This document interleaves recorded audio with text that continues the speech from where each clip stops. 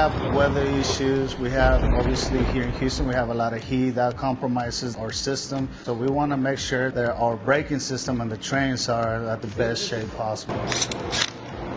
I'm one of the members of the heavy repair team at the Rock. We are in charge of the 250,000 mile campaign on the brake systems on the trains. Our first and second series are going through an overhaul. We're replacing all the brake calipers, just preventing maintenance to make sure the brake systems don't fail. This is one of the most complicated parts right here because this involves a deep cleaning and inspection.